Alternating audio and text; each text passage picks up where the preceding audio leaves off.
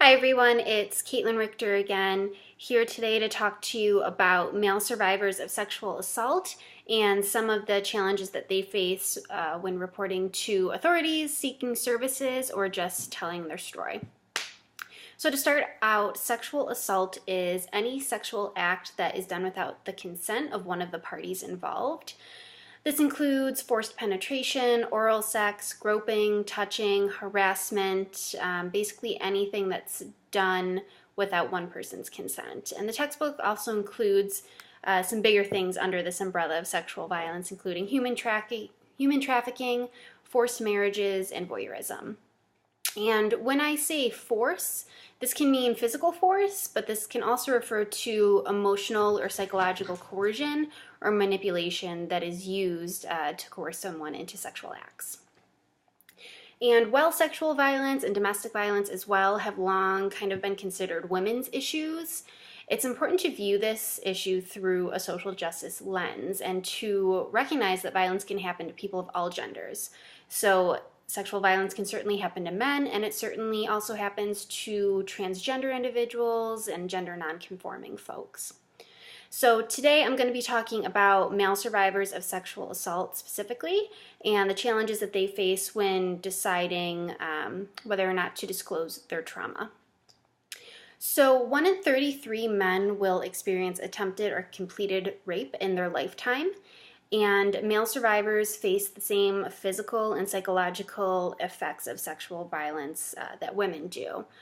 And some of these are risk of contracting sexually transmitted infections and HIV.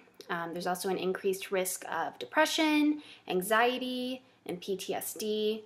There's also increased risk of engaging in unhealthy behaviors, some of which include unprotected sex, developing eating disorders, abusing alcohol or drugs, or engaging in criminal activity.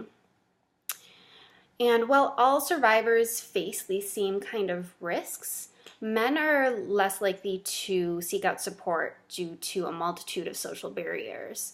So men who have experienced sexual violence are likely to feel that their sexual identity has been challenged in some way, especially their gender roles and their gender identity. Stereotypical gender roles in our society dictate that men are supposed to be strong, supposed to be independent, and sexually dominant. But experiencing sexual violence contradicts all of those things for men that experience that violence. And ultimately, that creates another barrier for men to report or to seek services because they fear not being believed, they fear retaliation, and they also probably fear mockery.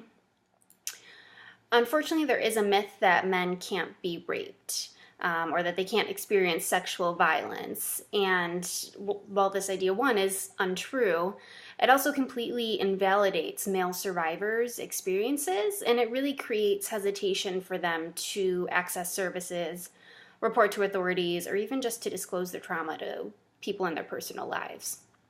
So it's really important when working with male survivors to take a trauma-informed perspective and remember some of the extra challenges that they might face to even discuss their experiences. Thanks.